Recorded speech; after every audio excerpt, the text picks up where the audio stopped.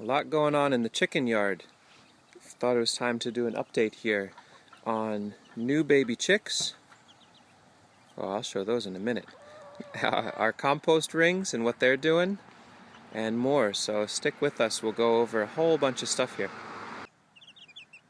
And probably what everybody would just want to watch. New baby chicks.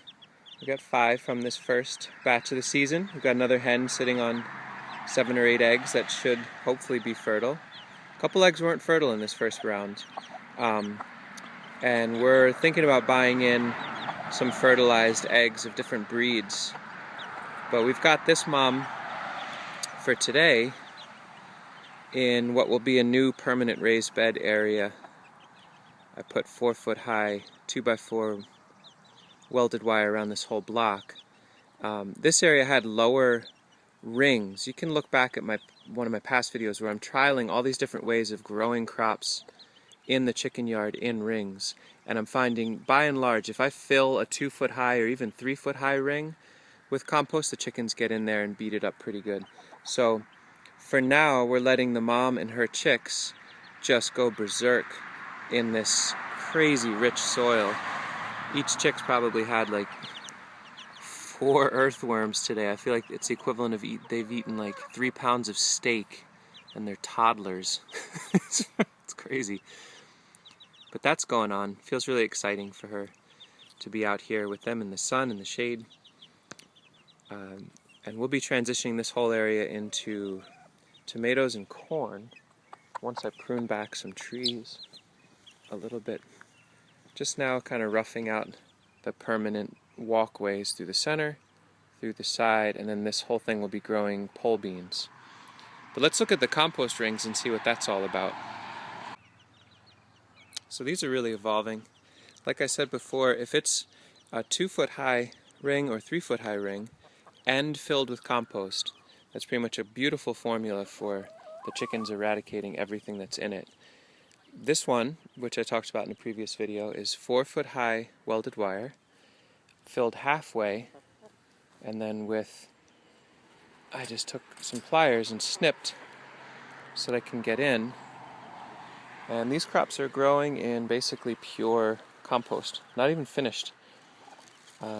This kale tastes just about as good as a kale I think I've ever tasted in my whole life. And there's spinach in here. A lot of stuff's bolting. The timing wasn't perfect, but there's mustards deep in there. A lot of seed for us to have. Some summer stuff. There's even now some sunflowers and amaranth on the north side, which should start to really take off soon enough. So this is really working for me. Except for the gate. Not the most professional gate, but that works quite well. This tower, been selectively weeding and leaving on the sides things that could be crops for the chickens. So there's amaranth coming out, there's tomatoes. A lot of this I did not plant. Tomatoes, I just weeded things that weren't tomatoes or amaranth or clover or vetches or what have you. The spinaches on the side are bolting. They'll be making seed at some point here. And then eventually I'll put a ring on top to be able to seed this. Even this 4-foot high one, the chickens get on once in a while. This one's starting to be a little bit closer to what the design will look like in the long run, where I've got transplants all in the sides, again with selective weeds allowed to do their thing. And now the top of this has been put some chicken wire. They're definitely not getting in here now. And they're small, but there's amaranth every few 6 to 8 inches, different varieties of amaranth. So this will be a vertical column of grain that my intention is just to leave it in the fall, and slowly but surely the amaranth will fall over and feed the chickens throughout the fall and winter. You can see radishes coming out of the side, some kohlrabi transplants. So the transplants are working well, and the weed seeds, air quote, some lamb's quarter. That's pretty fun to think about this working out. Here's a design that seems to work as well, which is 2 feet high, but with a chicken wire cage around it. And again, we've got crops for us and the chickens. There's chard, there's kohlrabis that look really happy in here. And to the north are these amaranths, which are doing beautifully. Everything in here could use more light, so the plan will be to go into this little oak, or medium-sized oak, and prune the branches back a bit. And that'll be nice for the chickens to have some branches to bop around in too. Let's look at some other areas. So this is on the north side of the coop. I just built this the other day for our hen with her 5 babies, with the intention that we'd have a space that we could put new moms with their kids in, that's protected from predators. They can live in here for the first week or 2, sheltered from rain and wind and direct sun. Gets a little bit of sun in here, but it's pretty sheltered and nice. And then once we're past the season of raising or letting the hens raise their chicks, this will be a great place to do black soldier fly production. So we'll transition to that in another month or 2. But I like the idea of having these like visible to the rest of the flock, but very protected from the flock, and it should be weasel proof and all that, with the hardware cloth just absolutely everywhere. So far that's been working well. This is the first day that mama hen, who's her right there, is out with her chicks. We're going to leave them out all day, and then I think we're going to try to put them in the coop tonight and see what they do. See if she sits with them on the floor and keeps them warm. They're starting to get, it's warm, it's not too cold anymore, and so these chicks should be able to handle a little bit more independence at this point. But goodness, isn't that cute? They're dark on dark soil. It's kind of hard to see what's going on, but really love that these are outside now. Soon enough, they'll be joining the rest of the flock and being part of our compost engine.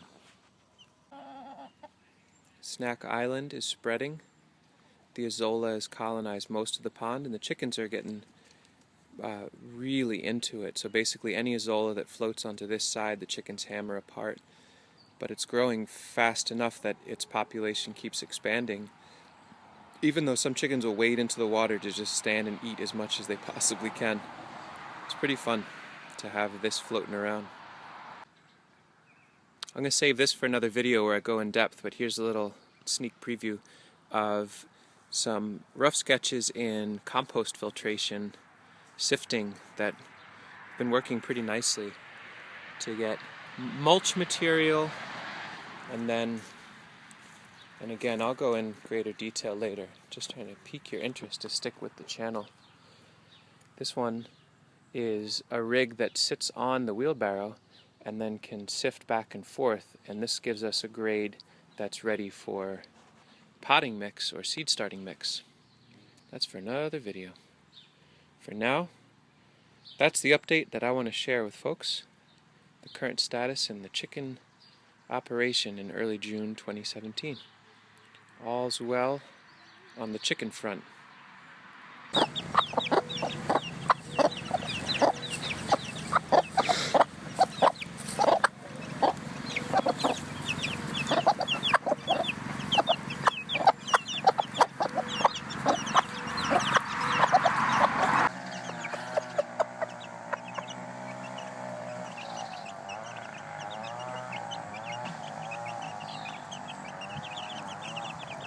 Oh my god. If they would just eat the worm, fine, but it's torture. It's not nice. Oh my god. They're too little and the worm's too big. They're eating them. Oh, there, good. There you go. Phew. Man, these chicks are going to be napping in 10 minutes. I feel like I can see them growing before my eyes.